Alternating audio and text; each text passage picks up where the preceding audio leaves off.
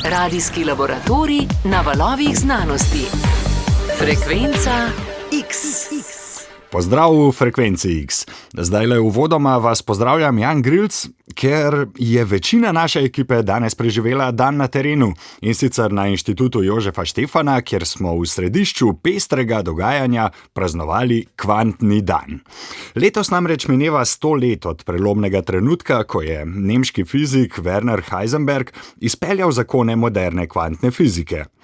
Kar se je začelo kot abstraktna teorija za razlago skrivnostnih pojavov, je v desetletjih preraslo v temelje sodobnih tehnologij.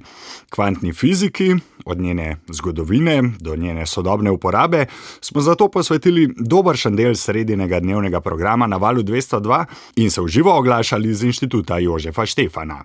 Semle smo zapakirali vse pogovore s številnimi znanstveniki in raziskovalci z področja kvantnih tehnologij, z njimi so se pogovarjale Maja Ratej, Mojca Jevšak in Maja Stepančič.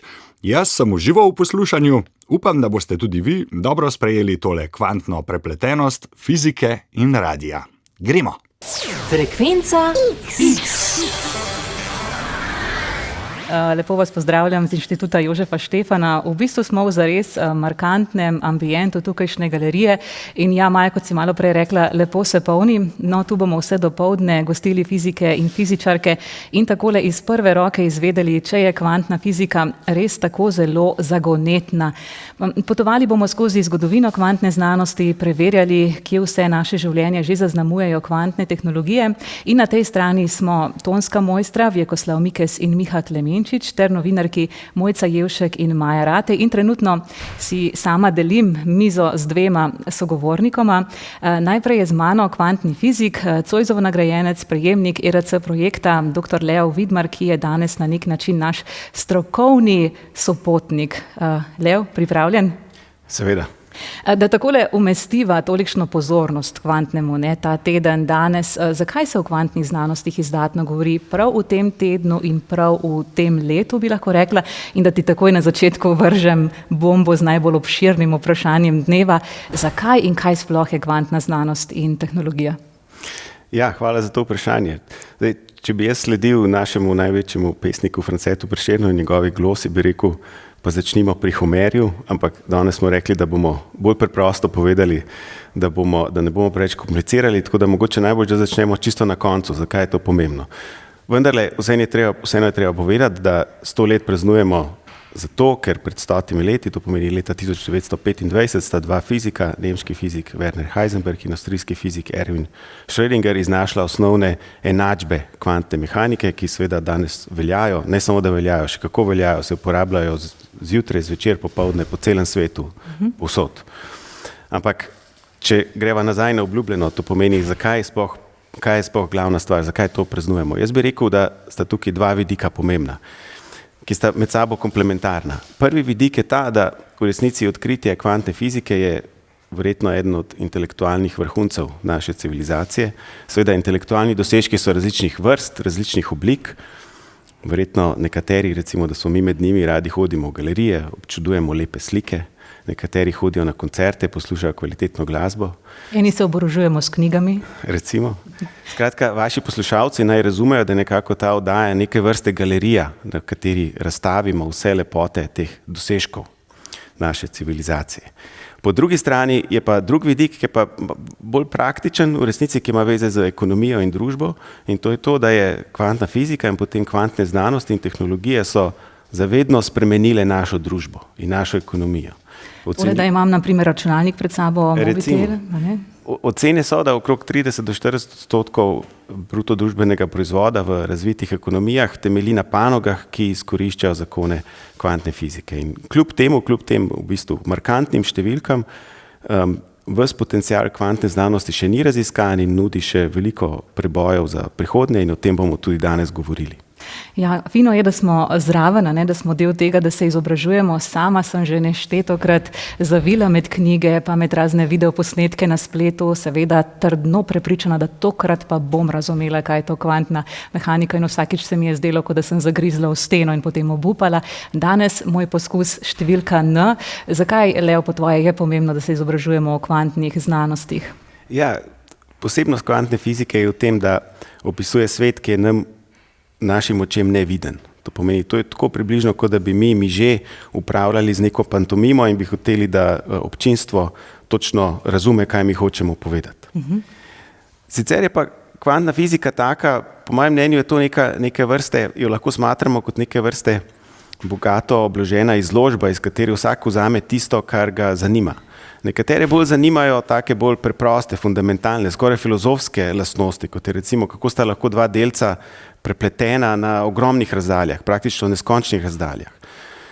V tem kontekstu bomo danes izvedli en eksperiment, o katerem bo več povedala moja kolegica Lara Ulčakar. Pridemo še tja, ampak kot si rekel, ne da razprostremo vse stvari v izložbi. Ne? Tudi mi bomo danes na Valu 202 nekako odprli to našo izložbo. Odprli izložbo, naslovili bomo različne tematike. Recimo, koga zanima, zakaj se lahko zgodi teleportacija, zakaj kvantna fizika omogoča teleportacijo. Tudi tega se bomo dotaknili. Mogoče nekatere zanima, kaj ima kvantna fizika s tem, da imamo praktično vsi v žepih zelo pametne naprave, ki jim rečemo pametne telefoni. Nekatere pa zanima, kako bodo kvantne tehnologije prihodnosti spremenile družbo, spremenile na način, da kot si danes v resnici sploh še ne predstavljamo. Ja, omenil si že, da je z nama tudi druga sogovornica, to pa je doktorica Lara Ulčakar, kvantna fizičarka, prejemnica štipendije za ženske v znanosti. No, Lev je omenil, ne bomo samo teoretizirali, bomo tudi praktični, eksperimentalni in danes na Fakulteti za matematiko in fiziko v bistvu pripravljate javno demonstracijo kvantne prepletenosti. Ne? Še en tak poseben pojem, značilen za kvantno znanost, ki ga bomo danes seveda razložili, ampak Lara, če se ne motim, gre za v bistvu zelo slaven, kulten eksperiment iz kvantne fizike, ki je v bistvu povezan tudi z Nobelovo nagrado leta 2022. Ja, tako je. Hvala za vprašanje. Torej, danes bomo na fakulteti izvajali eksperiment, kjer bomo v bistvu ustvarili kvantna prepletena stanja fotonov. Torej, kvantno prepletenost se lahko naredi na različne načine. Lahko naredimo kvantno prepletene spine, atome. Mi bomo danes delali fotone, torej kvante svetlobe.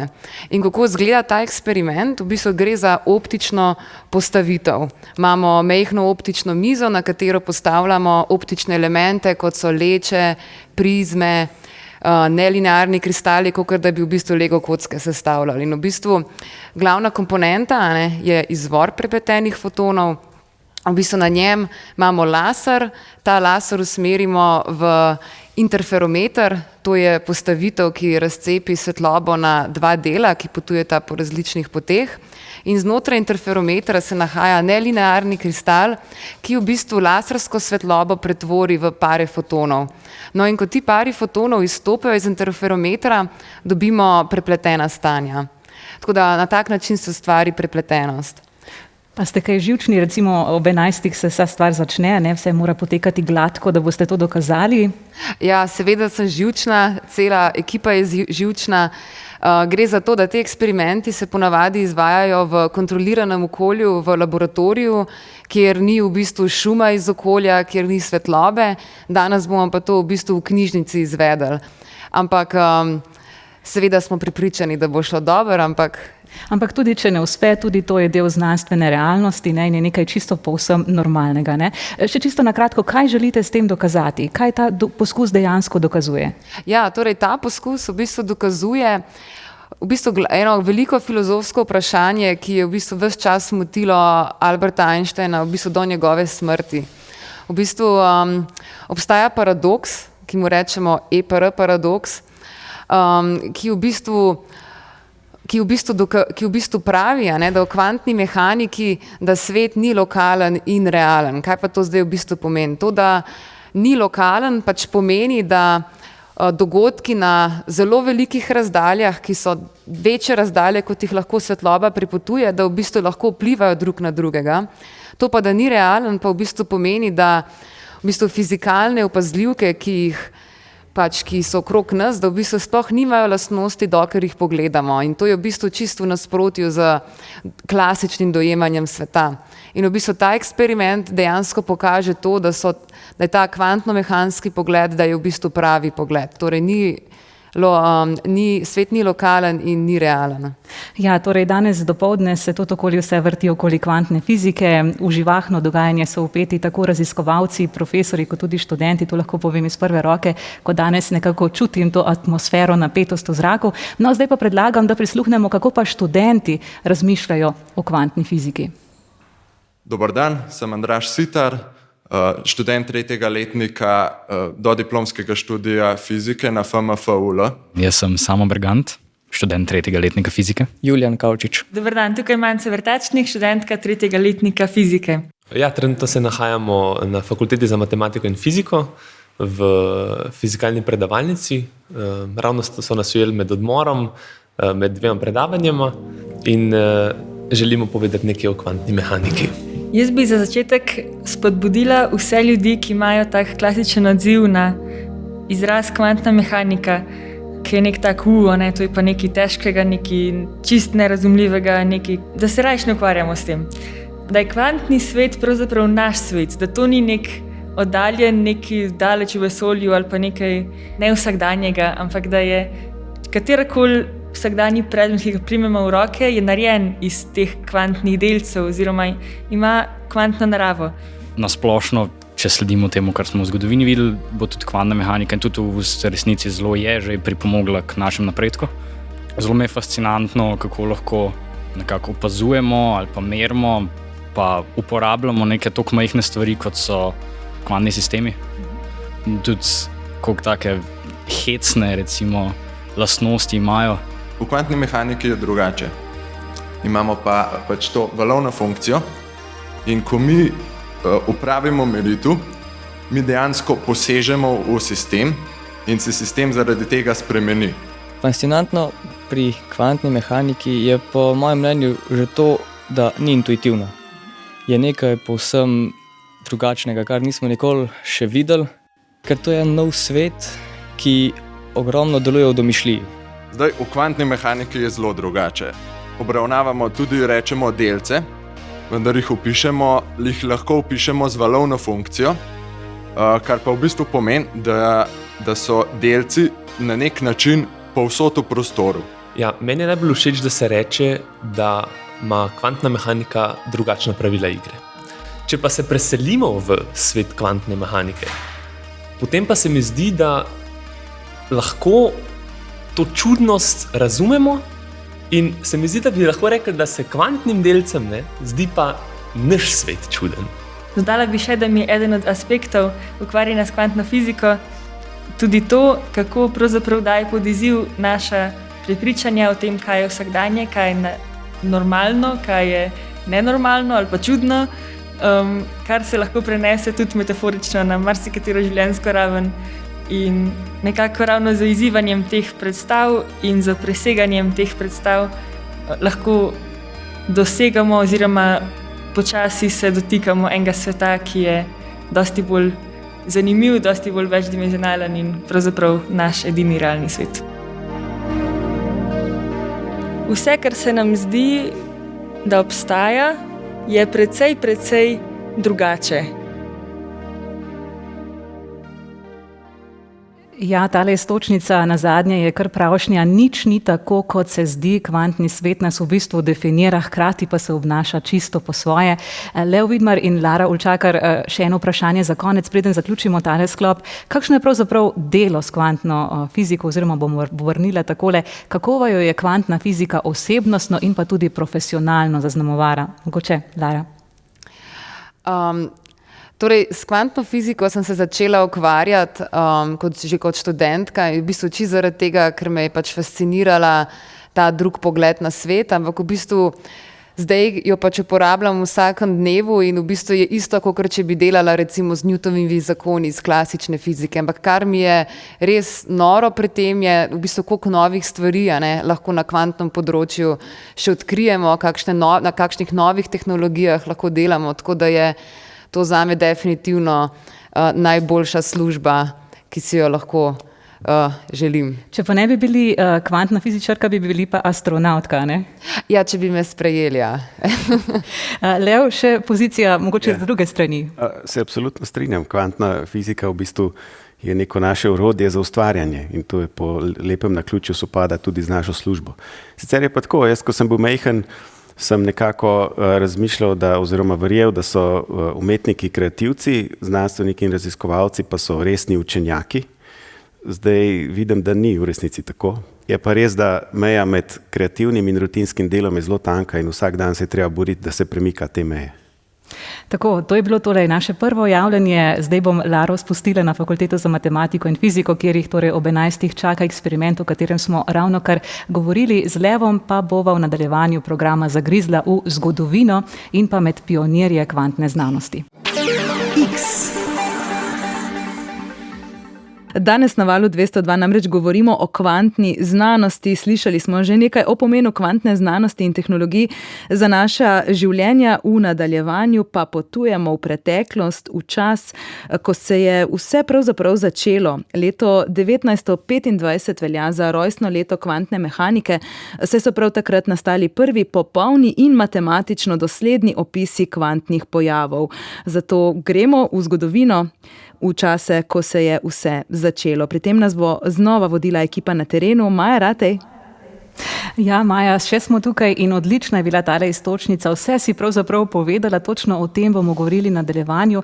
Torej, da bi ujeli duha tistega časa, moramo v 20. leta 20. stoletja, ko se je na nek način sprožil nekakšen darvinistični obrat v fiziki 20. stoletja. Z menoj je tukaj le še vedno strokovni sodelavec in pa kvantni fizik dr. Lev Vidmar. Lev, bi nam na kratko lahko približal, kdo so bili tisti ključni ljudje tistega časa, torej s čim so tako na glavo obrnili dotedanje dojemanje sveta, fizike? Ja, kot rečeno, v glavnem govorimo o letu 1925, ampak seveda je to imelo že neko predzgodovino in ta predzgodovina se začela točno leta 1900 z nemškim fizikom Maxom Planckom. On je, tisto, kar je dosegel, je to, da je zelo natančno opisal spekter sevanja črnega telesa. To sicer poslušalci se ne obremenjujejo preveč, kaj je to črno telo. To je preprosti izraz za to, da to telo nič ne odbija svetlobe, ampak oziroma valovanja, oziroma samo vse absorbira. Max Planck je uporabil neko zvijačo, da je dobil ta opis in ta zvijača, v narekovajih seveda, jo lahko imenujemo kvantna hipoteza, od tod beseda kvantno, kar pomeni kvantum, koliko oziroma toliko oziroma v prenesenem pomenu diskretna količina energije, je on predpostavil, da v tem črnem telesu so neki taki navidezna nihala, ki lahko izsevajo točno določeno količino energije. To je bil zelo uspešen opis. Max Planck je seveda zaslovel s tem, dobil Nobelovo nagrado. Danes se nemški inštituti za temeljno znanost imenujejo po njem, inštituti Maxa Plancka. Ampak Max Planck nekako se je tako zdelo za njega, da je nekako razumel, da je to mogoče malo po naključju oziroma po nekem slučaju to se ravno je šlo, da je opis tako dobro deloval. Potem drugi mejnik je bil seveda z vsem znanim Albertom Einsteinom leta 1905, ko je opisoval pojav, ki se imenuje fotoelektrični pojav oziroma fotoefekt. To je pojav, ko s svetlobo oziroma elektromagnetnim valovanjem posvetimo na kovino in izbijamo elektrone. To je seveda zelo atraktivno, to je neke vrste senzor, zelo primitivni senzor. Ko sveti svetloba, imamo toliko elektronov, ko ne sveti, nimamo. To je bilo takrat težko opisati, ker tukaj spet potrebujemo kvantno razumevanje sveta in Einstein je nekako to dosegel. On je takrat vpeljal koncept, ki mu danes rečemo foton. Foton nekako v preprostem jeziku razumemo kot neki paketki svetlobe, ki potujejo in to je bilo ključno za opis tega pojava. Ampak tisti fizik, ki je pa zares resno vzel oziroma šel, kot bi rekli v pokru, all in v kvantno fiziko, je pa Niels Bohr. Niels Bohr je bil ob pravem času, na pravem mestu, pravilno je bil star, ravno v najboljših letih. On je 1913 vpeljal en model, ki se imenuje Bohrov model atoma, ki je v bistvu zelo zanimiv model, zato ker v resnici niti ni povsem točen, ampak kljub temu 100 let kasneje se še vedno učimo o njem, ker je zelo poučen, zelo je nazoren, zelo je koristen za našo intuicijo. Niels Bohr je tudi leta 1922 dobil Nobelovo nagrado za to in Niels Bohr predvsem je bil tudi spreten izven okvirov fizikalnih predavalnic. On je že relativno mlad dobil dovoljenje oziroma je lahko ustanovil nek svoj inštitut v Kopenhavnu. Inštitut Nilsa Bora. Inštitut Nilsa Bora, mislim, da se tako potem po smrti poimenoval, ampak neformalno so ga vsi od začetka klicali Inštitut Nilsa Bora. In tam je bilo neko središče za nove ideje, tam se je dejansko zgodilo rojstvo kvantne fizike. In Werner Heisenberg, ki smo ga omenili, ki je pa seveda zdaj sega v leto 1925, ko je odkril temeljne enačbe kvantne mehanike, je seveda bil pogosto tam gost, je seveda se zelo dobro poznal z Borom, sodeloval. Moramo pa razumeti, da Bohr v trenutku, ko je Heisenberg odkril te osnovne enačbe, Bohr je bil star 24 leta, ne? Bohr je bil star 40, Heisenberg pa 23 oziroma 24. Tako da seveda je bil odnos med njima je bil letom primeren, to pomeni, Bohr je bil neke vrste, recimo temu stric iz ozadja oziroma guru. Očetovska figura. Očetovska figura, ki je zelo spretno in zelo sposobno, zelo pametno znal manevrirati nekako vse te aktivnosti, kot rečeno, tudi skozi ta svoj inštitut, v katerem bo zdaj, čeprav pričakujem, tudi prispevek. Točno tako, namreč, ko sva se pogovarjala že prej o tej zgodovini, ne mimogrede, hvala lepa za tale krasen uvid v zgodnja leta, torej 20. stoletja. Max Planck, Albert Einstein, Werner Heisenberg in pa Niels Bohr so bila 4 imena, ki jih je Leo takole zdajle na kratko, ampak zelo zgoščeno predstavil vam poslušalcem, in če ste nekako zamudili leta fizike v srednji šoli in pozneje, ste zdajle lahko nadoknadili vse, kar ste preslišali oziroma pozabili.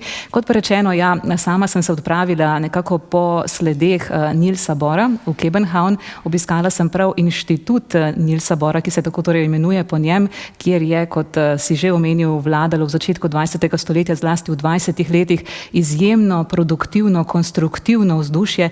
Nekakšen kopenhavnski duh je prežemal tiste prostore, tisti del mesta, kot ga je pozneje poimenoval Werner Heisenberg. No, predlagam, da torej slišimo reportažo z Danske. Here we are. This place has not changed. This is the auditorium. Z mojim vodnikom Robertom Jamesom Sunderlandom, ki za arhiv Nilsa Bora v Kopenhavnu skrbi že kakih 20 let, odpreva vrata slavnega auditorija A. With the exception of the PowerPoint equipment, it's as it was then. Vse je enako kot pred 100 leti, z izjemo projektorja na stropu. Za današnje razmere je to povprečno velika predavalnica, v tistem času pa se je tam praktično vse začelo. Popolnoma nova fizika, nova vrsta pogleda, ki nam je omogočila veliko boljše razumevanje mikroskopsko majhnega sveta. The walls are just a sort of very light grey color and there are some black and white wooden benches. Sprehodiva se mimo sten svetlo-sive barve, mimo črno-belih lesenih klopi. At one end of the room there is a huge blackboard which is original and I'll show you what it does.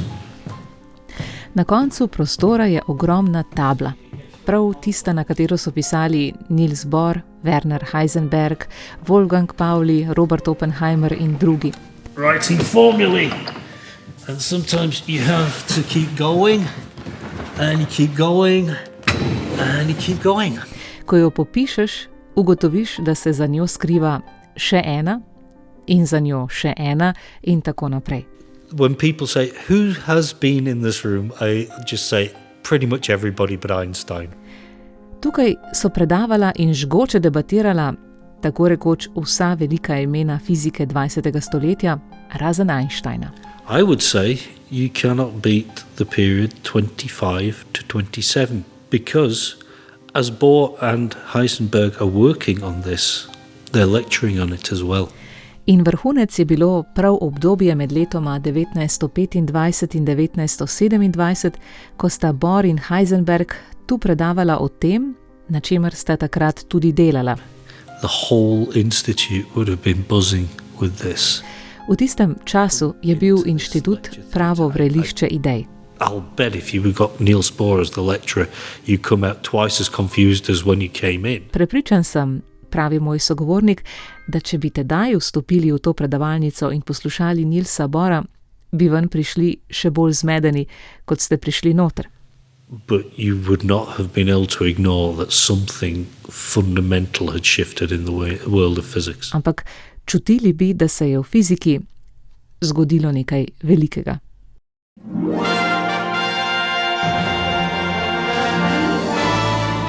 Nemec Werner Heisenberg je leta 1925 razvil revolucionarno kvantno mehaniko, ki se je, v nasprotju s predhodno staro kvantno teorijo, v celoti ločila od klasične fizike. V študijskem letu 1926 in 1927 je Heisenberg v Kopenhavnu deloval kot Bohrov asistent in tam se je tudi rodila ideja o temeljnem načelu nedoločenosti kot posledici kvantne mehanike. Basically, they had to create something from scratch, which describes something that nobody had ever observed before, and that's a tall order, and that they managed to do it. Bohr, Heisenberg in še nekaj drugih so nato razvili tako imenovano kopenhavnsko interpretacijo kvantne mehanike, ki še danes predstavlja osnovo za to teorijo.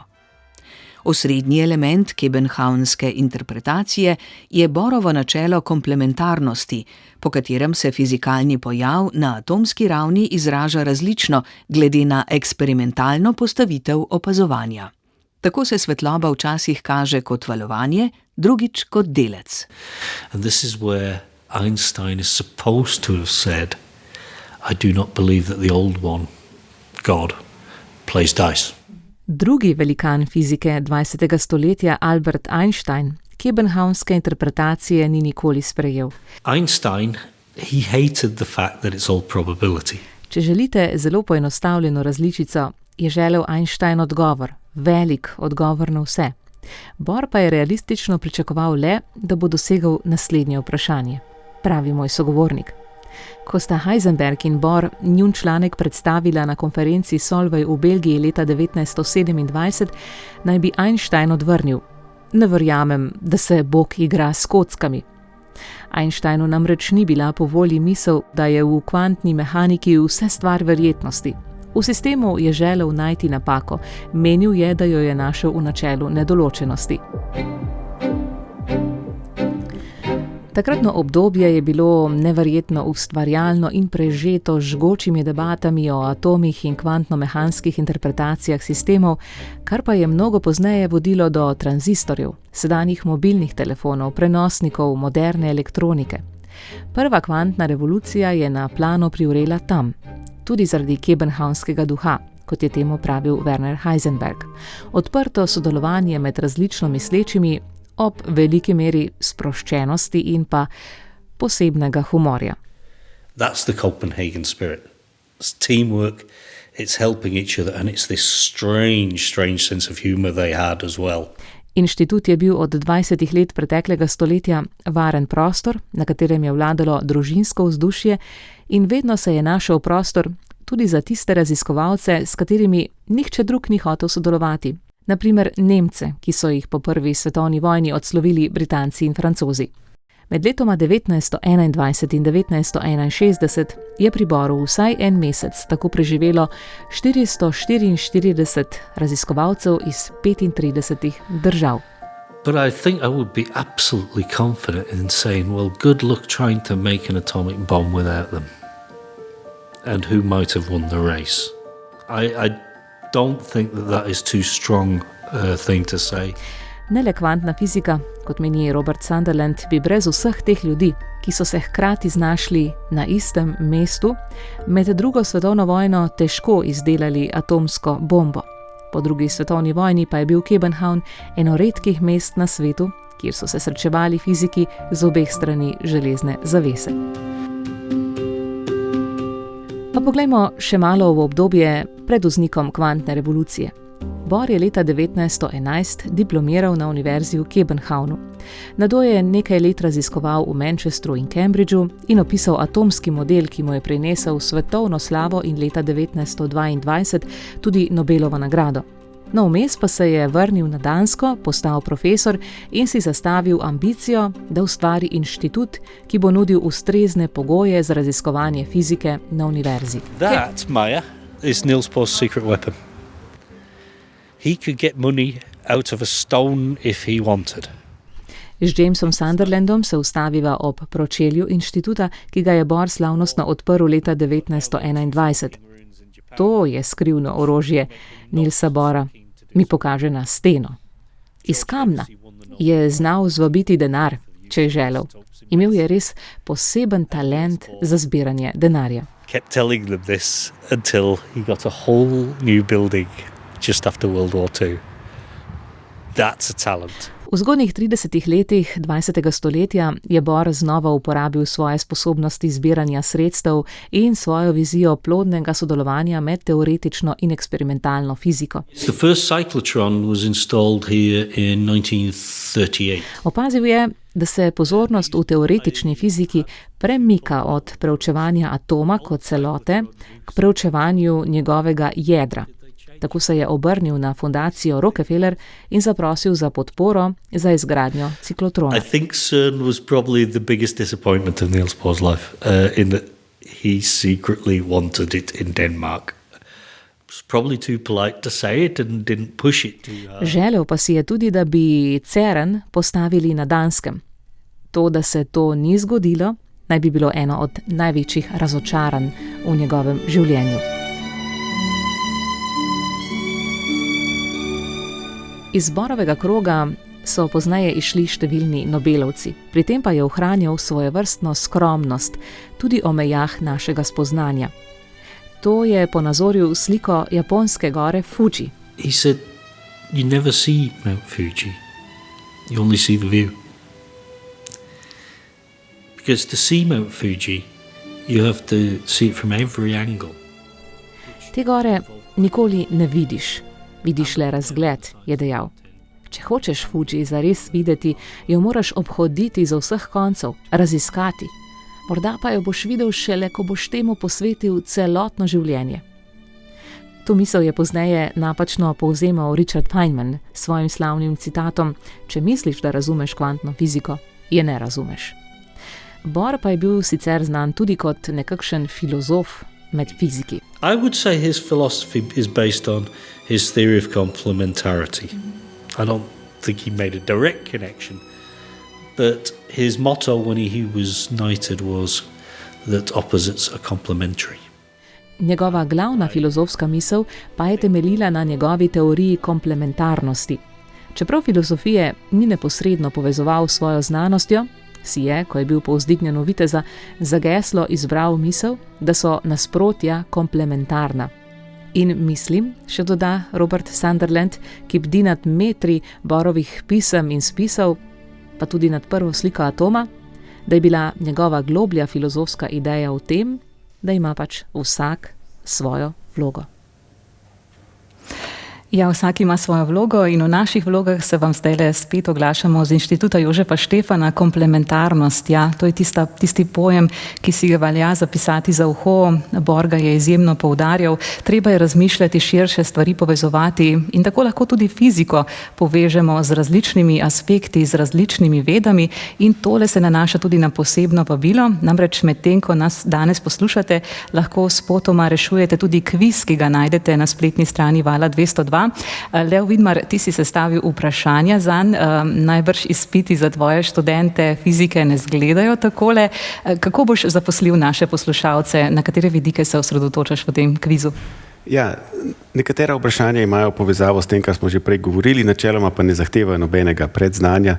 Tisto, kar smo nekako imeli v mislih, je vodilo multidisciplinizma. To pomeni, da povezujemo fiziko z drugimi, v Bohrovem duhu, z drugimi disciplinami. To pomeni, nekatera vprašanja bodo iz fizike, nekatera so iz geografije, politike, športa, glasbe, umetnosti, financ. Skratka, kdor je recimo v mladosti posluša Kurta Cobaina ali pa se zdaj že pripravlja na končnico MBA, takoj na splet in reševati vprašanja.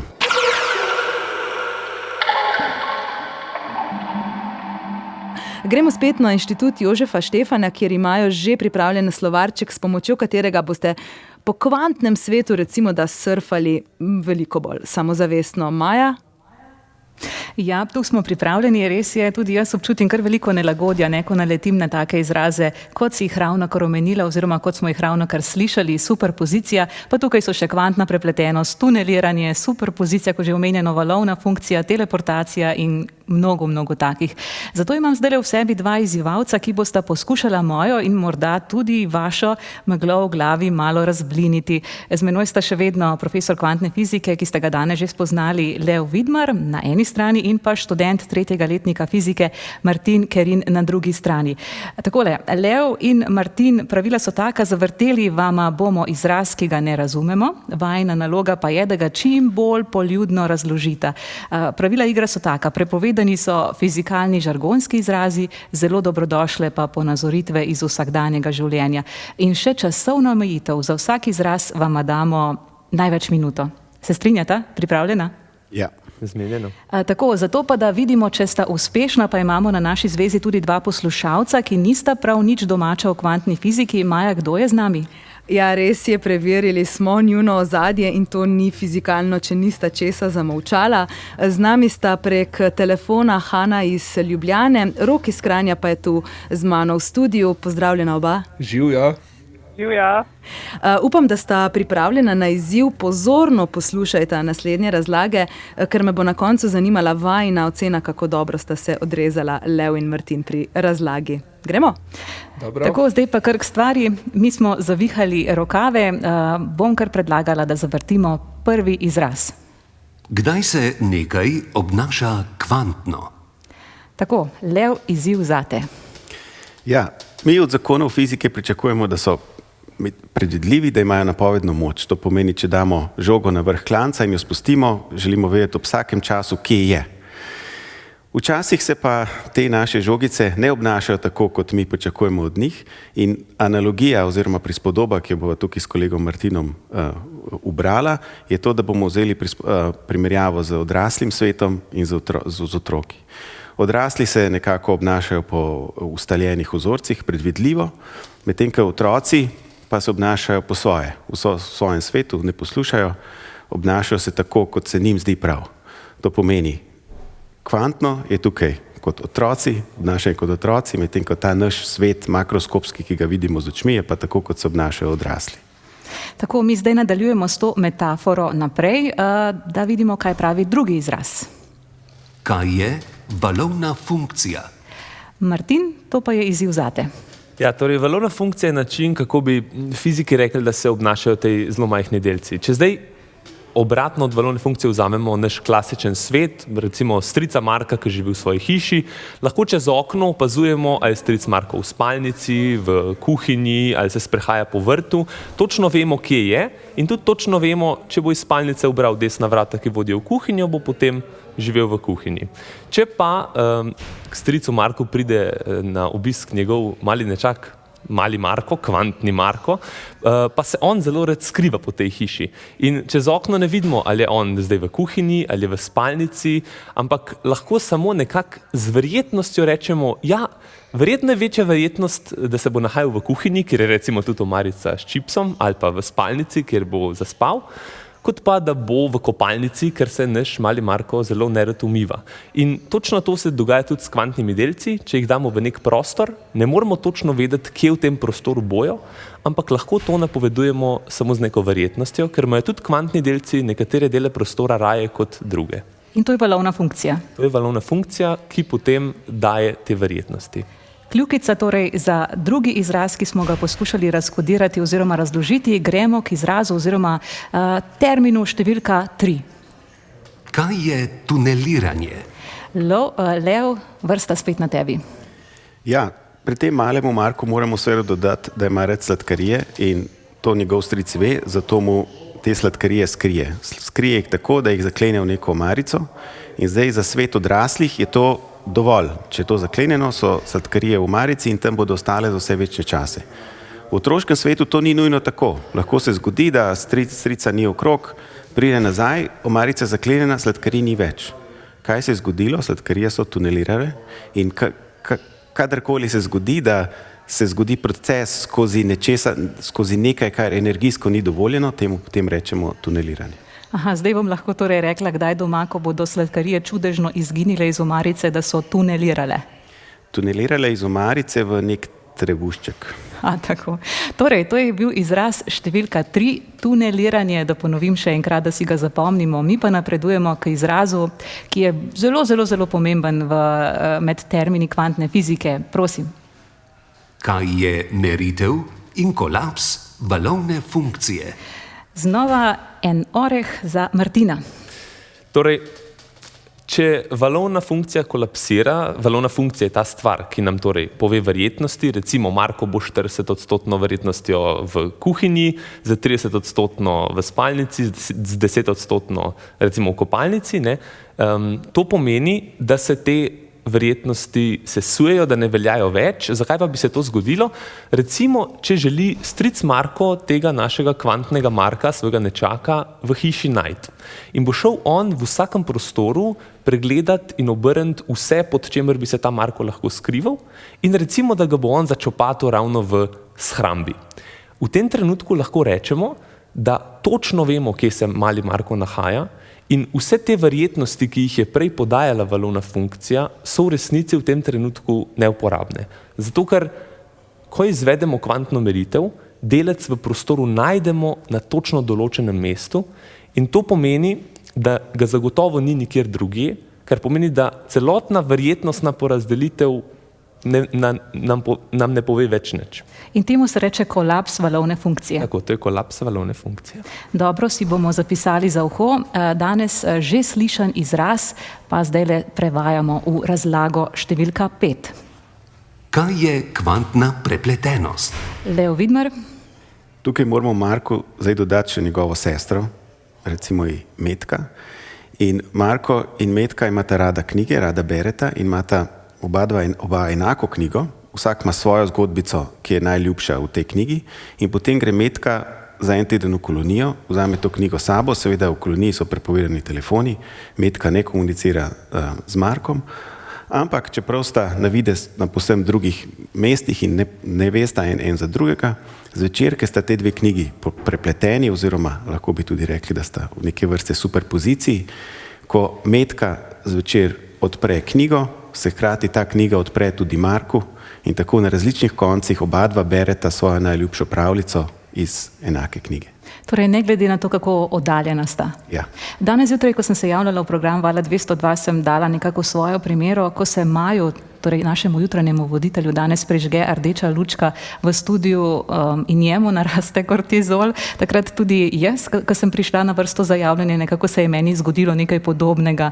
Je tudi to lahko neke vrste kvantna prepletenost? Lahko, recimo.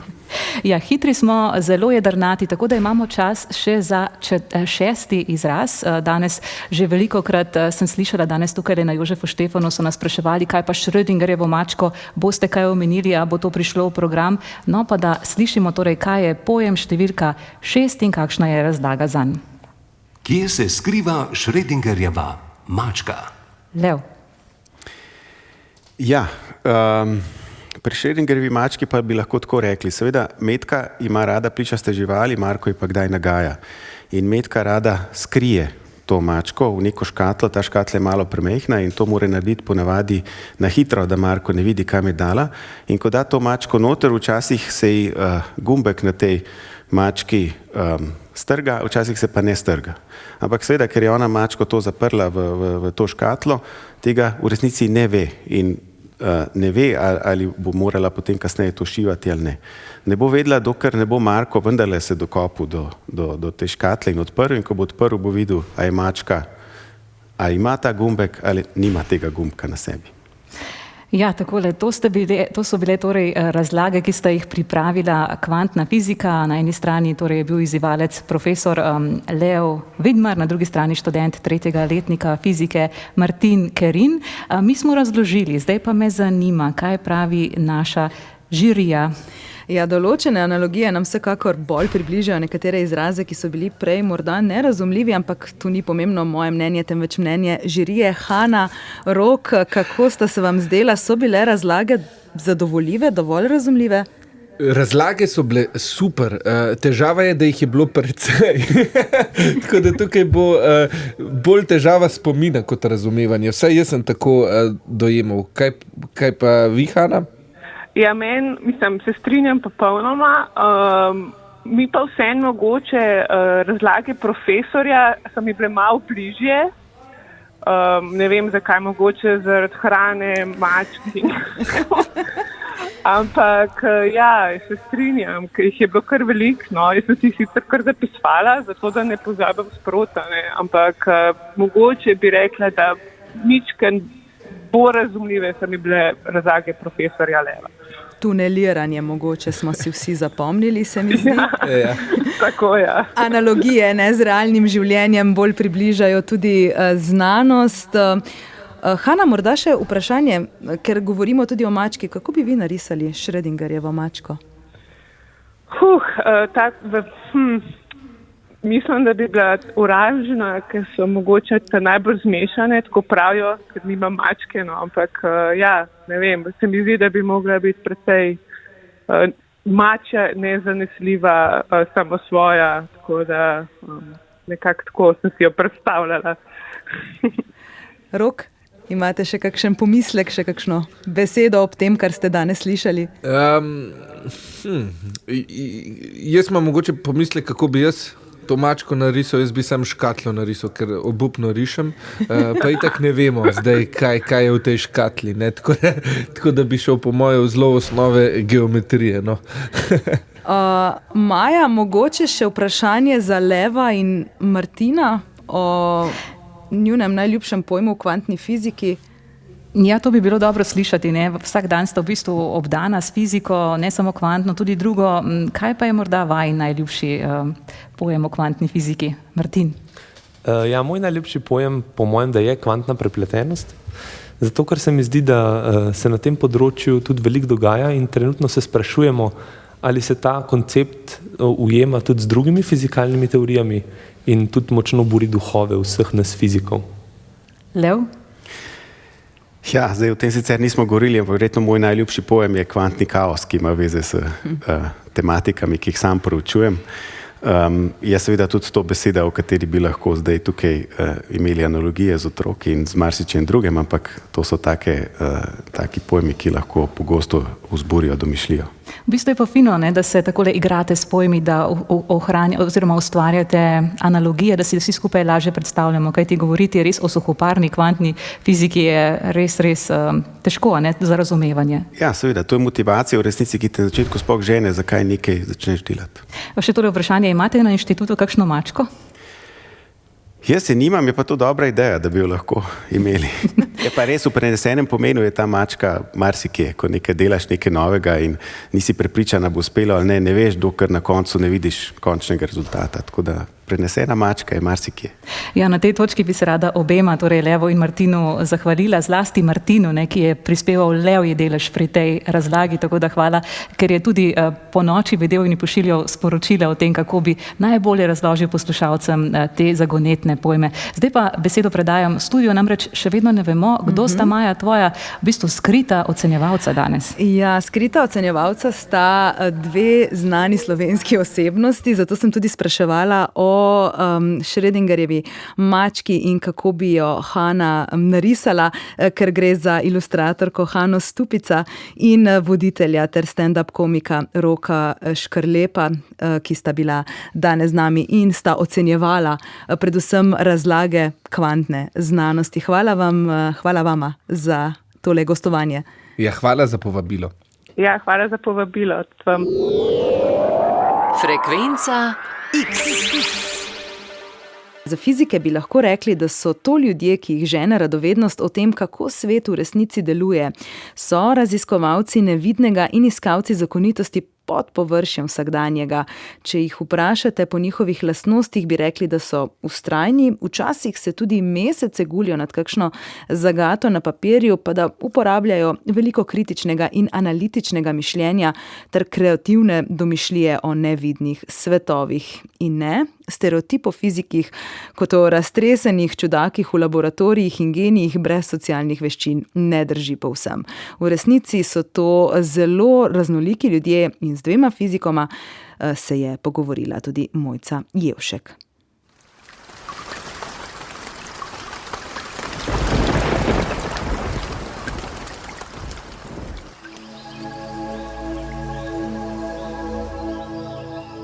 Izza oblakov je pokukalo sonce, v ozračju je izrazit vonj po dežju in na drugi strani neba se je prikazala mavrica. Vsakdo izmed nas uživa ob pogledu na njo. So pa med nami tudi tisti, ki na naravne fenomene gledajo povsem drugače. Vedno pomislim, da gre to za odboje na kapljicah. Vedno pogledam, a so barve pravilno razporejene. Vedno pogledam, če obstaja drugi lok, ker mora biti barve obrnjene. Ne vem, če vidim ali pa slišim rešilno vozilo, bom vedno pomislil na Dopplerjev efekt. A je frekvenca se mi spremeni, ko gre proti meni ali pa ko gre stran od mene. Tako da v bistvu vse take stvari vedno gledam skozi prizmo fizike. Je v bistvu, kar se meni tiče, veda o vsem. Se pravi, način razlage fizike naravnih pojavov je meni zelo blizu. Se pravi, najdete neke matematične funkcije, ki opisujejo, kaj se dogaja v naravi. Fizika torej, veda, kjer z enačbami tolmačimo svet okoli sebe. Marsikomu se lahko to sliši dolgočasno. Po mojih izkušnjah skoraj nihče ne misli, da je fizika dolgočasna. Je pa veliko ljudi strah fizike. Ravno zato smo pred mikrofon povabili dva fizika, da nam svoje poslanstvo predstavita podrobneje. Živijo, jaz sem Iris Ulčakar, sem fizičarka, delam na Inštitutu Jožef Štefan na odseku za teoretično fiziko. Ja, jaz sem Martin Rigler, ne poistovetim se zelo veliko stvarmi, ampak če se s čim poistovetim se pa stavkom, jaz sem fizik. Martin Rigler in Iris Ulčakar sta poklic fizika izbrala iz podobnih razlogov. Oba sta bila že od otroštva izjemno radovedna in željna razumevanja vsakega dogodka, ki sestavlja naše vsakdanje življenje. Od hoje do vetra. Vem, da je bila včasih neka zbirka knjig, kako deluje, ker sem jo preberal že zelo kot mlad otrok. Vedno, vsako stvar, ki sem jo prejel v roke, me je zanimalo, kako deluje ali pa kako je bila izdelana. Tako da to je bilo to. Tako na koncu srednje šole sem se mogel nekako odločiti, kako in kaj naprej. Vedno se mi ni bilo problem učiti novih stvari, čeprav kot zaradi vrstnikov sem mogel mogoče tako, da je malo skrit, da sem ostal še vedno kul. Ampak vseeno, tako, fizika mi je bil nek organsko nadaljevanje, da bi se rad učil čim bolj široko. Torej, mene je fizika in matematika sta me vedno zanimali, že od malih nog. Mislim, da me je k temu spodbudil predvsem oči, ki je nekako vedno spodbujal, da imamo veliko radovednosti in da poskušamo razumeti svet okoli sebe. K temu me je pa tudi spodbudila moja sestra, ki je počasi že zaključevala študij. V bistvu si nisem predstavljala, da bi kaj drugega počela, oziroma da bom težko našla nekaj zelo zanimivega. Ja, in tako sem se odločila za doktorat. Danes delujeta na dveh ločenih področjih. Ukvarjata se z reševanjem zelo aktualnih problematik. Martin Rigler fiziko prepleta z varstvom okolja. Seveda gre malo za naključja, malo pa tudi za neko smer v življenju, ki si jo izbral. Jaz sem svoj doktorat opravljal na Fakulteti za matematiko in fiziko v Ljubljani, deloma tudi na univerzi v Severni Karolini v Ameriki. In moj fokus takrat so bili laserji in pa optika. Optika me je vedno zanimala. Po drugi strani vsaj v svojem prostem času pa veliko časa preživim zunaj, se pravi, gre to za neko smučanje, gorsko kolesarjenje. Tako da ta aspekt ekologije in pa ohranjanje narave pri meni vedno močno prisoten. Tako da sem takrat razmišljal o obeh v bistvu poteh enakovredno. Se pravi, v bistvu raziskujemo optične lastnosti aerosolov, zelo majhnih delcev v zraku. Za njihov vir je ponovadi kriv človek, se pravi, so antropogenega izvora. V bistvu gledamo optične lastnosti teh delcev, s tem določamo njihove vere, koncentracijo teh delcev in pa v bistvu s tem lahko na koncu predlagamo tudi ukrepe za zmanjševanje teh koncentracij. Na najbolj zapletena vprašanja o kvantni fiziki, naprimer kako bi lahko v prihodnosti kvantne računalnike uporabljali vsi, pa odgovarja skupina fizikov na Inštitutu Jožef Štefan v Ljubljani. Del te raziskovalne skupine je tudi Iris Ulčakar. Delam na področju kondenzirane fizike, oziroma statistične kvantne mehanike.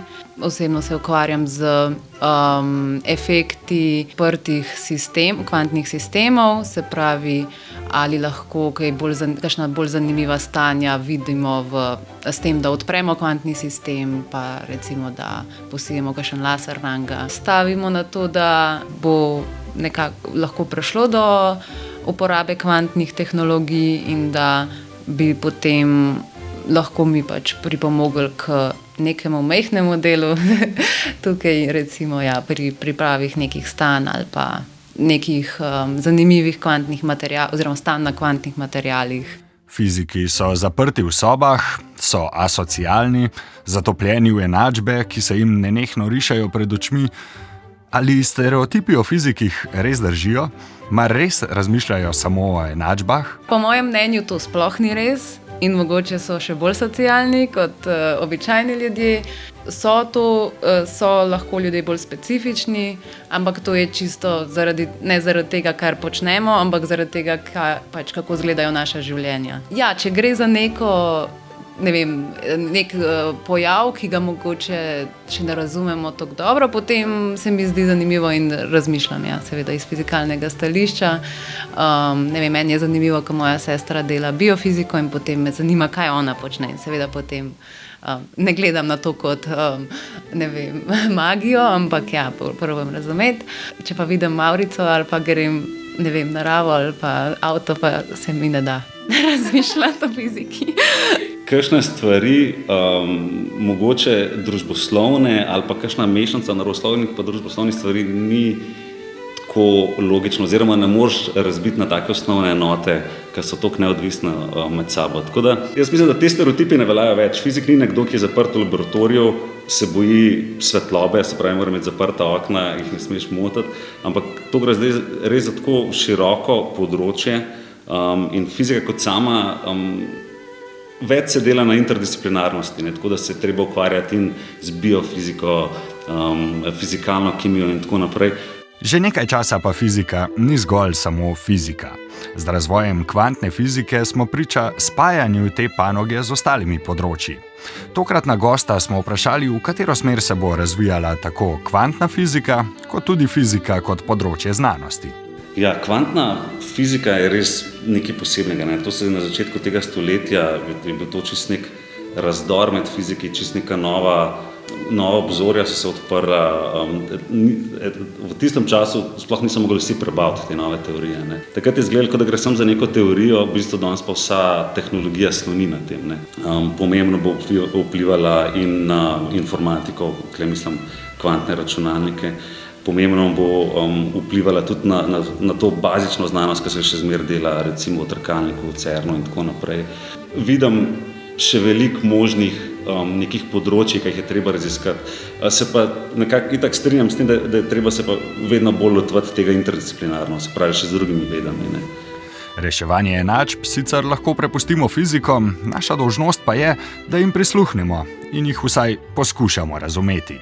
Čeprav je večini še zmeraj španska vas, je fizika praktično vse okoli nas in z gotovostjo lahko trdimo, da se to v bližnji in daljni prihodnosti prav nič ne bo spremenilo. Hvala Iris Ulčakar in Martin Rigler pa Mojca Jevšek, ki jo je povezala.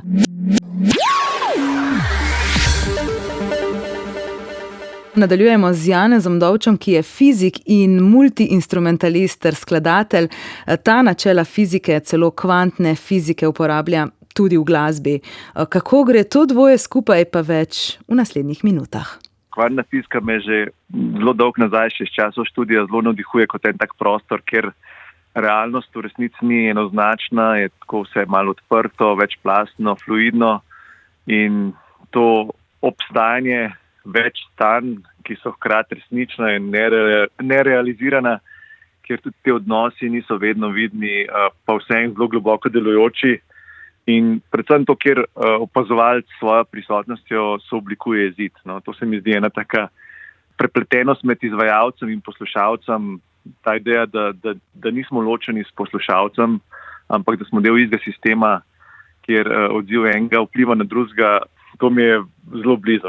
To se mi zdi, tudi če ne razmišljamo in ne analiziramo na ta kvantni način v glasbeniki to v resnici vse čas počnemo. In tudi ta superpozicija kot ena tako odprta glasbena forma, kjer obstaja več razvojnih možnosti, poslušalec pa svojo pozornostjo in interpretacijo kolapsira ta tok skladbe, ne? Še posebej recimo v kakšni improvizaciji, kjer se zvočna realnost oblikuje v živo. Zdaj, to je tak konceptualni razmislek okrog kvantne fizike. Zdaj v praksi sem pa tudi že malo raziskoval te stvari, predvsem recimo uporabo raznih verjetnostnih matrik v sodobnih računalniških orodjih, kot sta Ableton ali pa Max for Life, kjer pa lahko narediš ene take kompozicije, ki niso čisto določene, ampak se vsakič na novo razpletajo glede na določene kvantne logike, da prav glasba kot nek tak odprt eksperiment, kjer se rezultat oblikuje sproti v interakciji s prostorom, poslušalci in nenazadnje trenutkom. Na valovih znanosti. X. Spet se selimo v naš terenski studio na Inštitutu Jožefa Štefana, kjer se je Maji Ratej pridružil profesor Anton Ramšak, najbrž še svežimi vtisi z eksperimenta, ki so ga prvič izvedli v Sloveniji. Ja, takojle zdajle imamo z nami tukaj na Inštitutu Jožefa Štefana res izvrstnega sogovornika, ki res dobro pozna kvantno fiziko. To je profesor Anton Ramšak, ki na Fakulteti za matematiko in fiziko predava kvantno mehaniko in vodi evropski projekt SIQUIT o slovenski infrastrukturi za znanstveno komunikacijo. Tudi naša valovska ekipa je imela oči in ušesa, predvsem pa mikrofon na prizorišču, kjer je danes dopoldne potekala torej demonstracija kvantne prepletenosti. Z menoj je Mojca Jevšek. Ob 11. so čisto blizu nas izvedli eksperiment, s katerim so prvič na tak način demonstrirali kvantno prepletenost v Sloveniji. Mojca, kako je bilo? Ja, Maja, lahko povem, da šele sedaj v bistvu razumem, o čem v bistvu že ves dan govorimo. Lahko povem samo to. Stopila sem v prostor in sem v bistvu imela nek občutek, da sem fotonom v napoto, oziroma sem se bala, da bom nekako svojo prisotnostjo vplivala na rezultat, kajti, kot smo že dejali v našem uvodnem oglašanju, se tovrstni eksperimenti pravzaprav izvajajo v zelo kontroliranem okolju. Tokrat so ga izvedli sredi knjižnice. Pred mano je bila ena miza, na mizi so bile leče, skoznje je v bistvu sijal nek laser, vzdušje ob koncu pa je bilo nekako tako.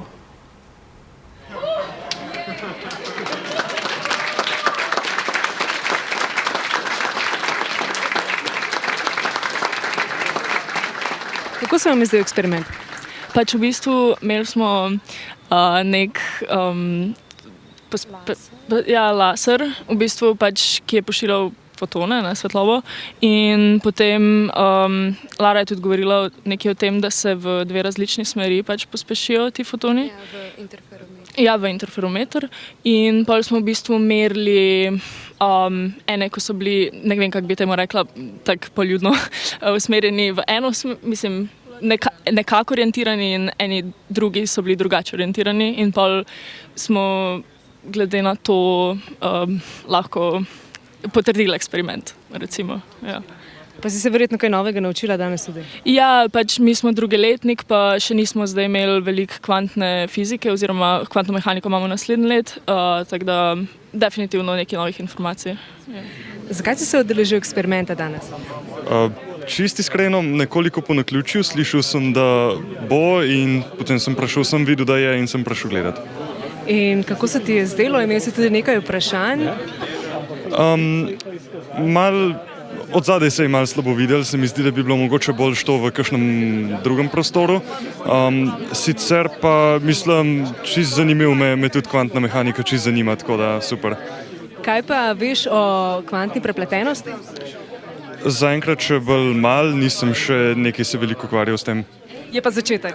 Je. Ja, kot smo slišali, je bilo kar precejšnja gneča, veliko zanimanja za tovrstne teme med študenti in tudi ostalimi, ki jih zanima kvantna fizika. Profesor Ramšak, če bi nam lahko zelo plastično razložili, kaj ste točno danes demonstrirali in potrdili? Preverjali smo to, kar je Einstein leta 1935 opazil, da v kvantni mehaniki imamo to, čemur se zdaj reče kvantna prepletenost, in da če je res tako, potem je to zelo drugače, kot pričakujemo klasično. Potem je pa minilo 30, 40, skoraj 60 let, da so ugotovili fiziki, kako bi lahko to eksperimentalno preverili, če je sploh res. No in to, kar so takrat naredili, pred 2-3 leti je bila Nobelova nagrada, zato smo mi tukaj ponovili in v Sloveniji pač prvič to naredili. Se pravi, pokazali smo, da tisto, kar se je izgledalo, kar je bilo videti kot problem v kvantni mehaniki, je dejansko resničnost, je res tako in še več v okviru tega našega projekta, kjer smo se sploh srečali s tem, bomo zdaj to mi uporabili. Ampak kot slišim, kvantna mehanika že dolgo časa ni več zgolj neka teorija, stvar teoretičnih fizikov in tako naprej. Našla je pot v eksperimentalno sfero, ne samo to, našla je pot v številne aplikacije, pravzaprav si ne znamo brez poznavanja kvantne mehanike sploh predstavljati današnjega vsakdana. Tukaj na mizi imamo elektronske naprave, računalnike, telefonov, za vsem tem zadaj je v bistvu kvantna fizika, ne? In tudi kvantna prepletenost, ki ste jo danes demonstrirali. Res je, v kvantno mehaniko že od začetka, od odkritja na veliko uporabljamo, recimo tranzistor je bil odkrit leta 1947, temelji ali pa razume se ga s pomočjo kvantne mehanike, vsa elektronika, ki ste jo našteli, vsi zasloni, karkoli je elektronskega, si lahko zamislimo, temelji na kvantni mehaniki, ampak temu včasih rečemo popularno, da je to bila prva kvantna revolucija, to so naprave, ki so skoraj videti klasične, samo da je zadaj še skrita kvantna mehanika. To, kar se pa zdaj dogaja, če pogosto rečemo druga revolucija kvantna, to pa res temelji na kvantni prepletenosti, ki je do sedaj, do zadnjih 10 let ali pa kaj takega, nismo zares uporabljali. Kako pa omenili ste klasične tehnologije? Kako se ta klasičen pristop, zakaj ne zadošča več in kako se v bistvu kot boljša alternativa tukaj izkaže kvantna fizika?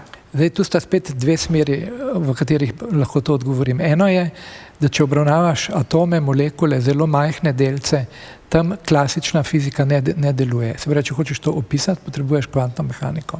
In če hočeš narediti, kot vemo, vsako leto boljši in boljši mobitel, boljši in boljši računalnik, pomeni, da je toliko in toliko več spominskih celic na kvadratni milimeter, so manjši in prideš prej slej v področje, kjer klasične enačbe, ki se jih učimo v osnovni in srednji šoli, običajno ne zadoščajo in rabiš ta kvantni pristop. Tega, dokler nismo dovolj natančno gledali, nismo niti vedeli, da potrebujemo novo.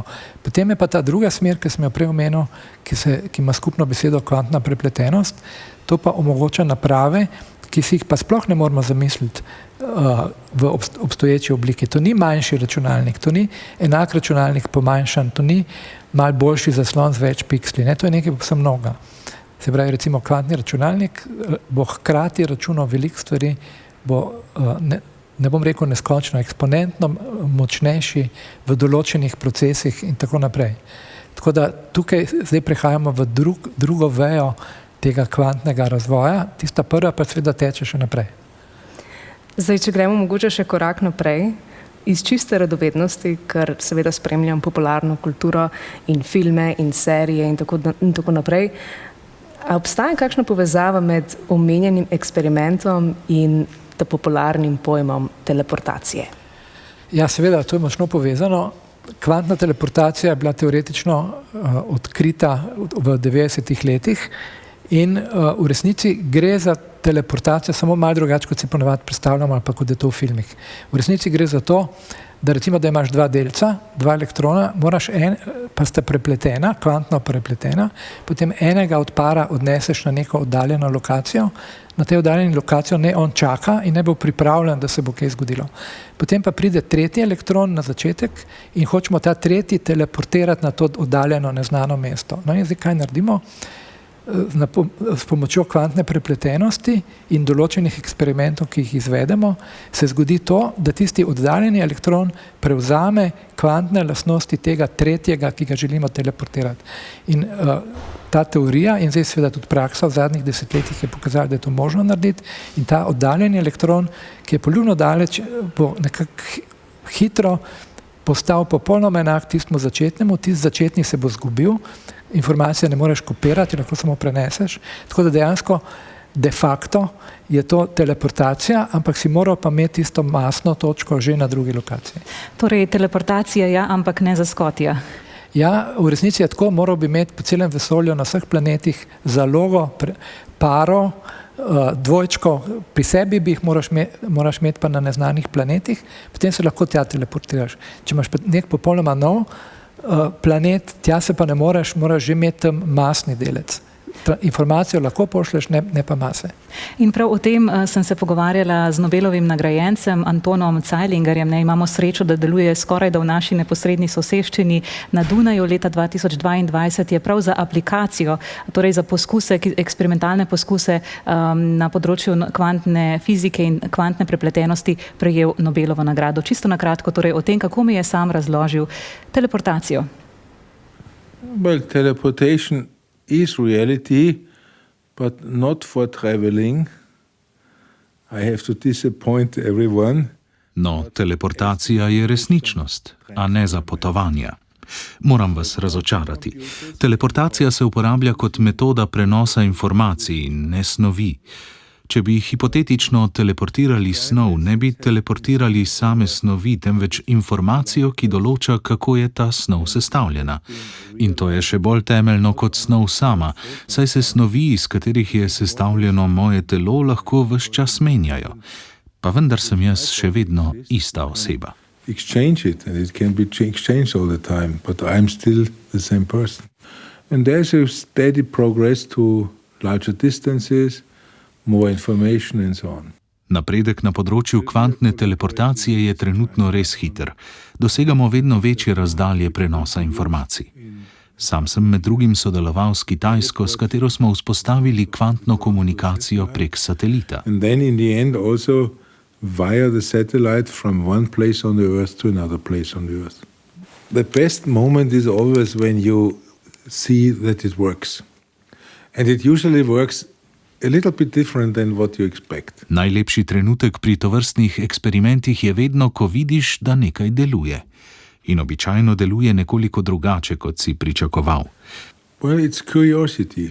The most important feature of a scientist is to be curious. Predvsem pa je pri raziskovanju bistvena radovednost. In to taka radovednost, ki presega logično razlago. To je resnično ključno. And what would he say after the newest research in this field, Einstein? I would love to know that. A kaj da bi po najnovejših dosežkih na tem področju rekel Einstein? To pa bi rad vedel tudi sam. Upam, da mi bo nekoč tudi razložil. And I hope that someday he will explain it to me. Ja, takole, to je bil Nobelovec Anton Zeilinger, s katerim sem govorila od teleportacije pa k komunikaciji. Ja, tole vprašanje pa zna biti sicer malce zapleteno, ampak kvantna komunikacija je ena od najbolj obetavnih na področju kvantne fizike. Obstaja način, kako v bistvu plastično objasniti, zakaj bo tak tip komunikacije bolj varen in v kolikšni meri se že uporablja? Ja, v resnici to vprašanje ni tako zapleteno. Gre za to, da spet uporabljamo preomenjeno kvantno prepletenost. Zamislite si dva fotona, ki sta kvantno prepletena in vsakega pošljemo svojemu naslovniku. In zdaj, to, kar bo en naslovnik prejel, recimo po pogledu njegovo polarizacijo, recimo, da bo navpična, takoj se ve, da bo drugi imel vodoravno. Se pravi, to bo vedno točno v paru. In zdaj, kvantna komunikacija, mogoče ni pravi izraz, to, kar mi delamo, je kvantna izmenjava ključa ali gesla in mi pošiljamo prepletene pare enemu in drugemu in to, kar en prejme, je lahko siguren, prepričan, da bo drugi dobil enako. In potem si na ta način zgenerirata na tisoče in tisoče zaporedi ničel in enk, ki so v bistvu geslo. In potem, ko to geslo imata, se pa preko interneta normalno lahko komunicira za uporabo zaklepanja s tem geslom. Zdaj, zakaj bi to bilo bolj varno kot klasično? Zato, ker mi klasično po internetu pa po radijskih valovih ali kakorkoli pošiljamo milijarde in milijarde fotonov za samo eno ničlo ali enko. In od teh milijard fotonov, to so neke vrste bliski, laserski, lahko vsak prisluškuje, pa nihče ne ve, da nekdo prisluškuje. To, kar pa mi delamo, pa pošiljamo posamezne fotone, foton kot najmanjši gradnik svetlobe in ta foton pride do naslovnika ali pa do prisluškovalca. In če pride do prisluškovalca, ne pride do naslovnika in potem se tega kubita ne uporabi za za naprej. In še da zaključim, kvantna mehanika ima neki izrek, da ne obstaja kloniranje kvantnih stanj, fotona ne more skopirati. To pomeni, če ga nekdo prestreže, pa si ga zapiše, kakšen je, pa bi hotel naprej poslati enako, pa da naslovnik ne bi vedel, da je kdo kopiral, to ni mogoče. Čisto na kratko, v bistvu vi ste nedavno vzpostavili en zanimiv eksperiment, kjer ste s pomočjo kvantne komunikacije povezali v bistvu Reko, Trst in Ljubljano ali kako? Ja, to je bilo ob dogodku G20 ministrov v Trstu. Italijanski kolegi so nas kontaktirali, če bi mi sodelovali z njimi in smo dejansko izmenjali ključ med Ljubljano, Trstom in Reko. In tako da smo v Sloveniji, v bistvu smo potem objavili članek, to je bila prva zgodovinska povezava med 3 državami. Ni bila najdaljša, najboljša, največja, ampak med 3 državami smo bili pa prvi. Zdaj me pa zanima, kako bo pa izgledal naš svet, v katerem bodo kvantne tehnologije na vsakem koraku? Najlažje si predstavljamo, če bi se vprašali pred 30 leti, pred 20, ko so se pojavili prvi mobiteli, kako bo pa to izgledalo. Težko je točno vedeti, ampak približno pa vidimo, da se nič posebnega ne zgodi. Vsi imamo te mobitele, tako bi jaz rekel, da te kvantni računalniki, kvantni mobiteli bojo ugrajeni v naše življenje in če bo nek proces, ki bo zahteval to veliko varnost, veliko hitrost, veliko zmogljivost, bo sistem sam preklopil v tist način, sicer bomo pa mi navadni uporabniki imeli neke mobitele, najprej bojo ta dražji imeli gor eno črko Q, bo pomenili, da je kvanten, pa bojo super dragi, potem s časom bojo pa vsi kvantni, sploh ne bojo črke Q pisali in bo vse normalno. In sploh ne bomo vedeli, da v bistvu živimo življenje tako močno prepleteno s kvantnimi tehnologijami. Richard Feynman je izjavil, da lahko mirne duše trdi, da kvantne mehanike ne razume nihče. Kaj pa vi, profesor Ramšak, koliko bi zase rekli, takole za konec, da jo razumete? Ja, kot je Richard Feynman je bil sam sodelavec in kreator kvantne mehanike in je rad provociral. Kaj je on hotel povedati? On je hotel reči, da tudi če imamo navadno Newtonovo jabolko, ki pade z drevesa proti tlom, danes po 300 letih že otroci v šoli to znajo računati, vse mislijo, da razumejo o jabolku, ki pade na tla. Ko pa fiziki pogledamo, se vprašamo, zakaj sploh pade na tla. Kaj pa je tisto, kar jabolko vleče? Zakaj bi jabolko šlo padati? Kaj pa je tukaj? Se tega ne razumemo. Tako je kvantna mehanika. Samo, da je toliko nova in tako drugačna od klasične, da smo nad vsem presenečeni. Ko pa nekaj časa s tem delaš, mi, ko se s tem ukvarjamo, sicer ne razumemo v smislu, zakaj je tako, ampak znamo s tem delati, enako kot tisto jabolko. Ja, danes smo že slišali, kvantna mehanika ni samo delo, je tudi strast, raziskovalna strast številnih ljudi v Sloveniji. Profesor Ramšak, hvala lepa vam za tale pojasnila, za tole oglašanje. Omenili ste drugo kvantno revolucijo, v nadaljevanju pa spoznamo 3 znanstvenike, ki jo s pridom že uporabljajo. Frekvenca X. Mnoge naprave delujejo na osnovi kvantnih principov, ki se jih uporabniki sploh ne zavedamo. Od tranzistorjev in laserjev, kvantnih ur pa do obetov na področju financ, iskanja zdravil, da ne omenjamo kvantnih računalnikov, kjer nihče od tehnoloških velikanov noče ostati zadaj. Maja Ratej se je pogovarjala s 3 raziskovalci, ki kvantno uporabljajo vsak na svoj način. Kar se je začelo kot težko predstavljiva teorija za razlago skrivnostnih pojavov, je v desetletjih preraslo v temelje sodobnih tehnologij in obete novih, ki so šele na obzorju. O tem, kje se že kažejo oprijemljivi obrisi kvantnih znanosti v tehnologiji okoli nas, sem se pogovarjala z Rokom Žitkom, ki je vodja programske skupine za fiziko kvantnih tehnologij na Inštitutu Jožef Štefan, Matejem Hušem, raziskovalcem na Kemijskem inštitutu in Petrom Jegličem, vodjo laboratorija za hladne atome na Inštitutu Jožef Štefan in ustanoviteljem startupa Atom Quantum Labs. Pri kvantnem govorimo o 2 ključnih revolucijah, za začetek pravita Peter Jeglič in Rok Žitko. In prva je tako prežela naš vsakdan, da si ga brez nje sploh ne znamo več predstavljati. Brez kvantne mehanike, brez kvantne fizike se ne bi dal razložiti take zelo osnovne pojave, kot so recimo magnetizem ali pa superprevodnost. Te osnovni procesi, torej kaj se dogaja s posameznimi elektroni v kosu snovi, zato je kvantna mehanika neobhodna. Laser, slikanje z magnetno resonanco, zato da te pojave lahko razumete, potrebujete kvantno fiziko. Brez tega ne gre. Se pravi, to so stvari, ki se ne da razumeti s klasično fiziko. Celo huje, vsega napredka 20. stoletja ne bi bilo brez poznavanja načel kvantne mehanike. Še vedno bi tehnološko stopicljali daleč zadaj. Jaz si nekako predstavljam, da bi lahko zgodovina nekako potekala drugače, da ne bi iznašli kvantne mehanike, pa da ne bi imeli takšnega razumevanja o tem, kako narava deluje. Pa morda bi kljub temu prišli nekako izdelali elektronske naprave, ampak ne verjamem pa, da bi v enem stoletju bil takšen osupljiv napredek. In temu je sledila druga kvantna revolucija. Zdaj, kar se je pa zgodilo res zanimivega v zadnjih nekaj desetletjih, je pa to, da smo nekako v laboratoriji postali sposobni delati s posameznimi delci. In to Peter Jeglič že več kot desetletje izkorišča v svojem laboratoriju. Se pravi, dve stvari. Ko rečem kvantne tehnologije, si predstavljam dve stvari. Se pravi, eno, da delamo praktično s posameznimi delci, kar pomeni, da delamo na zelo majhnih dimenziji. Po drugi strani pa izkoriščamo tiste najbolj osnovne, najbolj neintuitivne kvantne pojave, kot so recimo prepletenost, superpozicija stanj, kvantno tuneliranje. To so taki primeri, ki sicer običajno v našem svetu ne pridejo do izraza, ko pa ste na atomskem svetu, pa so lahko zelo relevantni. Nova dognanja in orodja pa so prinesla tudi nov tip tehnologij. Rok Žitko omenja zlasti napredek na področju laserjev in superprevodnih materialov. Uporaba laserjev na takšen način, da so posamezni fotoni pomembni. Torej nekako razvoj tehnologij, ko se je dalo zaznavati posamezne fotone ali pa ustvarjati posamezne fotone in iz tega izdelovati nove naprave, ki jih prej nikakor nismo mogli izdelati. To je en tak trend, pa drugo področje pa morda superprevodniške naprave, torej kako izdelati neko električno vezje, ki se začne pri zelo nizkih temperaturah obnašati kvantno.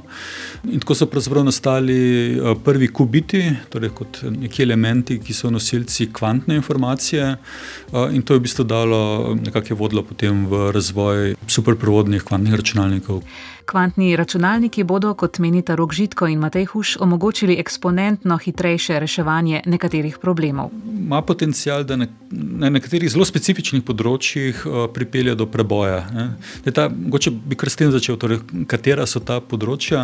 Recimo, veliko se govori o uporabi kvantnih računalnikov v bistvu za reševanje kvantnih problemov, kar recimo raziskave materialov ali pa reakcij v molekulah ali pa načrtovanje novih molekul, novih materialov. Recimo na področju razvoja pa kemijskih simulacij materialov in kemijskih reakcij, to so v osnovi kvantni procesi, ki smo jih doslej simulirali na klasičnih računalnikih, ki niso najprimernejši za to, zato so te simulacije računsko zahtevne in trajajo precej časa.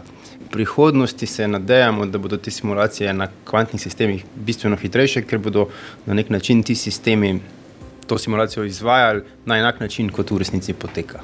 Marsikje po svetu tako rastejo kvantni računalniki, tudi v Evropi. Mogoče jih v tem trenutku ni veliko postavljenih, ampak ravno v tem letu se nekako te nakupi in postavitve dogajajo, tako da verjetno v nekaj letih bomo pa lahko z gotovostjo trdili, da je v Evropi že nekaj 5 do 10 najboljših možnih kvantnih računalnikov v ta hip.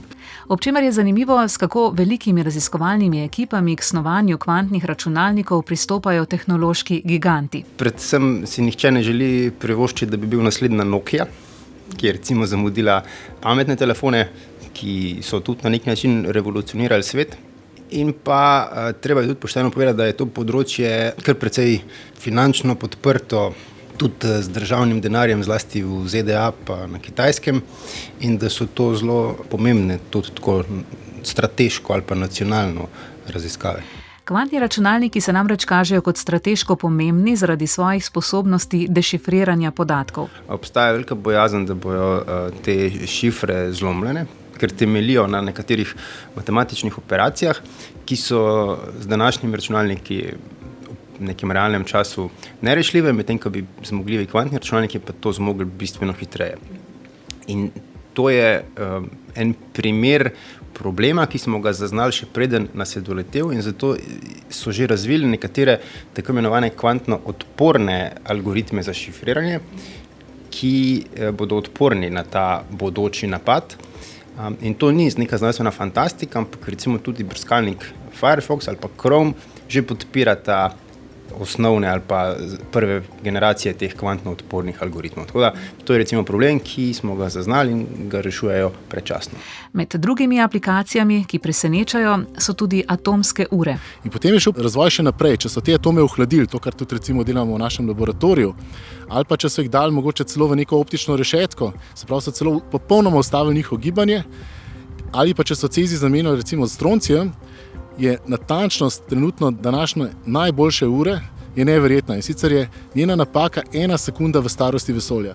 Veliko pa kvantno obeta tudi na področju novih navigacijskih pripomočkov, naprimer inercijske navigacije. In če poznate začetno lego in če uporabljate, kot sem rekel, in podatke o magnetnem polju in v gravitacijskem polju in še hkrati merite zelo natančno pospeške in rotacijske, kotne hitrosti in vse te parametre, potem boste stalno vedeli in še natančno merite čas, potem boste natanko vedeli, kje ste.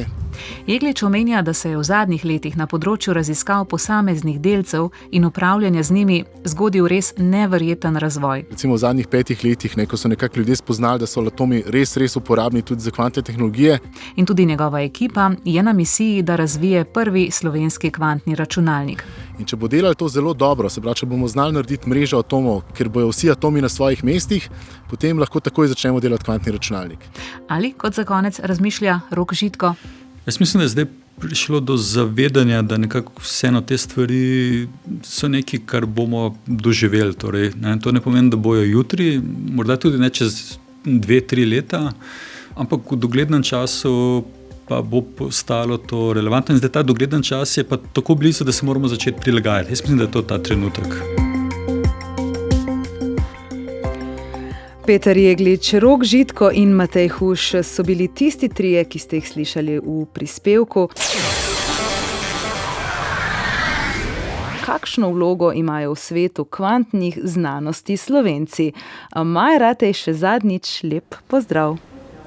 Res je, Maja, ob pripravi na tale dan sem obiskala tudi kar nekaj raziskovalcev, lahko bi rekla na kraju zločina, torej v laboratorijih, kjer imajo veliko zanimive opreme. Najbolj so me fascinirale mize, polne zrcal, skozi katere usmerjajo tanke laserske žarke. Ali kot se je izrazil eden od raziskovalcev v laboratoriju za hladne atome, vse to spominja na pravo miniaturno igrišče. Lego kocke za odrasle. Kaj to gledamo? En kup zrcal. Leče, pa potem so optična vlakna, zato da svetlobo, ki je na prvi optični mizi pripravimo, pa speljemo do atomov, ki so pa v vakuumske komore na te druge mizi. Kaj počnete s tem? Atome iz sobne temperature ohladimo na skoraj absolutno ničlo. Aha, in zakaj potrebujete potem te atome? Ja, to je pa veliko različnih stvari. Pač eno je res neka ta osnovna fizika tega, kako se snov obnaša pri tako nizkih temperaturah, ker vse stvari tam postanejo kvantne. Ni bojazni, da bo to področje vsaj še 10-20 let zelo zanimivo. In jaz tle apeliram absolutno na študente in konec koncev tudi dijake, da vzamejo predmete, ki so nekako vezani na kvantno fiziko. In tle ne govorim samo o fiziki, govorim tudi o inženirjih, elektrotehnikih. Skratka, v tovrstnem svetu kvantnih tehnologij ne rabimo, seveda so fiziki zaželeni, ampak zaželeni so tudi inženirska znanja.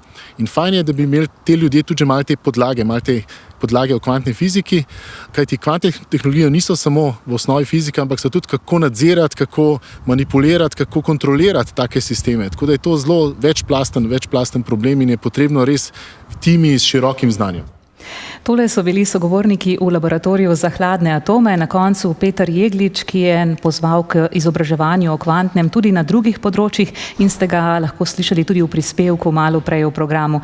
No, zdaj pa se obračam k sogovorniku, ki je ob meni zdajle, in sicer je to Andrej Zorko z tukajšnjega odseka za fiziko trdne snovi, da nekako pretreseva slovensko kvantno sceno. Torej, v kakšni kondiciji je? Doktor Zorko, najprej dober dan. Dobar dan, lepo pozdravljeni. Kako bi vi nekako opredelili, kje smo oziroma ste Slovenci močni trenutno na področju kvantnih tehnologij in znanosti? Ja, mogoče bi kar začel z osnovami znanosti, kjer imamo Slovenci že daljšo tradicijo. Predvsem gre tukaj za področje kvantne teorije, kjer Slovenci, bi se upal trditi, razvijajo neke osnovne koncepte kvantne mehanike že vrsto let. Potem smo zelo uspešni tudi na področju kvantnih materialov, recimo to so materiali, kjer pač kvantna mehanika pride do izraza na makroskopskem nivoju in odločilno vpliva na lastnosti teh materialov. Tudi tukaj smo aktivni že, bi rekel, desetletja. Potem so pa še nova področja, to so kvantne tehnologije, o katerih ste že zelo veliko danes govorili in to je zelo, bi rekel, prospirajoče področje v zadnjem času, se pravi, zelo hitro se razvija in tudi Slovenci nekako se mi zdi, da držimo korak s časom na tem področju. Potem so pa še kvantne računalništvo in kvantne informatiki, kjer smo pa tudi naši raziskovalci precej uspešni, bi rekel. Torej, kot pravite, kadrovsko smo precej raznoliki, držimo korak s časom in z razvojem, takole globalno rečeno, ampak ko sem se pogovarjala z raziskovalci, ko sem jih obiskala po laboratorijih, pa so med drugim pripomnili, da morda ni največja težava kader, ampak predvsem infrastruktura, da tukaj morda pa je še nekaj prostora, kjer bi se lahko izboljšali v Sloveniji. Kaj potrebujete v bistvu z vidika raziskovalne opreme, prostorov, infrastrukture v kvantni znanosti?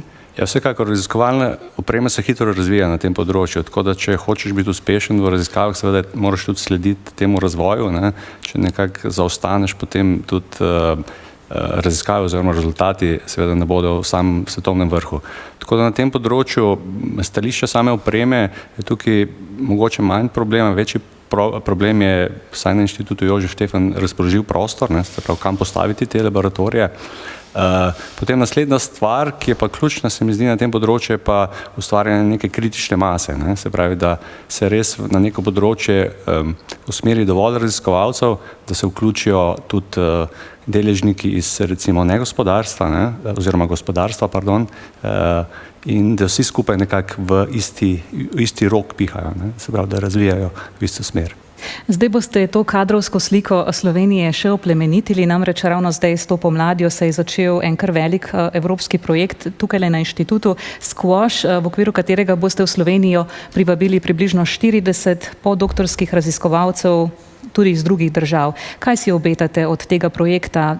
Na nek način bi lahko rekli, da bi lahko s tem Slovenija postala neke vrste raziskovalni hub na področju kvantnih znanosti. Tako je, tudi v samem imenu imamo to besedo hub oziroma središče, spravo gre za središče za kvantno znanost v Sloveniji. Projekt, ki smo ga začeli v marcu letošnjega leta, je, kot ste omenili, financiran strani Evropske komisije, polovično pa je financiran tudi strani našega ministrstva za visoko šolstvo, znanost in inovacije. Projekt je, kot ste omenili, zelo ambiciozen. Zdaj, osnovna vizija znotraj tega projekta je, da nekako še okrepiti raziskovalno odličnost našega inštituta oziroma na našem inštitutu na tem področju kvantnih znanosti in pa tehnologij z namenom postati visoko konkurenčen ali pa še bolj konkurenčen, pa ne samo z vidika inštituta, ampak cele države na tem področju.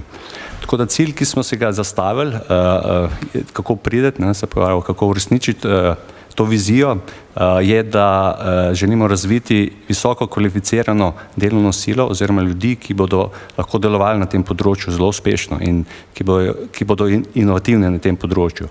In do cilja bomo, kot ste omenili, prišli s tem, da bomo zaposlili 40 raziskovalcev iz celotnega sveta, ki so vodilni na tem področju, ki so mladi, se pravi, gre za podoktorske sodelavce in ki imajo dobre ideje. Se pravi, radi bi nekako tudi dobili ideje, nove ideje ali pa neke pač ideje, ki niso ideje naših raziskovalcev, ampak da bi razširili svoje raziskave na ta način. Tole lahko rečemo, da kar precej prasketa na tem področju in tudi mediji bomo vsekakor veseli, da bomo lahko želi potem tisto, kar bo vse skupaj obrodilo. Hvala lepa vam, dr. Zorko. Zdaj pa se obračam k mojemu prvemu sogovorniku danes, to pa je Leo Vidmar, na nek način strokovni sodelavec današnjega programa. Leo, še si z nami in sicer z eno tako pomembno nalogo. Namreč na začetku našega oddajanja smo poslušalce pozvali, da klikne na našo spletno stran in tam rešijo poseben kvantni kviz.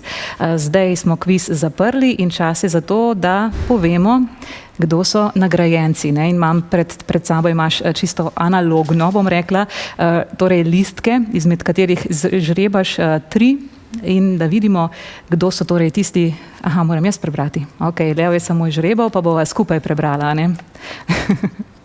Tako, kar povej. Prvi žrebanec oziroma žrebanka je Saša, druga Neža.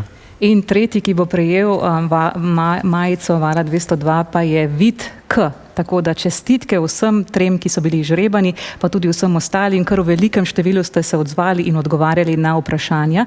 Obljubili smo tudi, da nekaj rešitev povemo, morda pokomentirava 3, recimo.